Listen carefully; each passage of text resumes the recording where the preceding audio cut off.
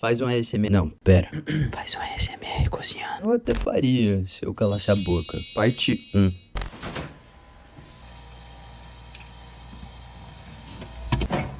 Vai. Fazer uma tapioca. Então vamos que vamos.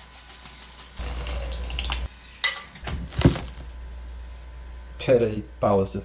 Para a gravação. Ó, quando a sua massa tiver esse movimento, aí você fala comigo, tá, meu bem? Gente, que delícia.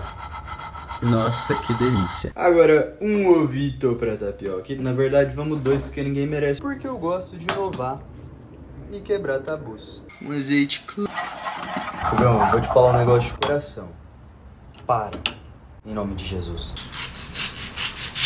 Mussarela, ovo frito, tomate picado, orégano.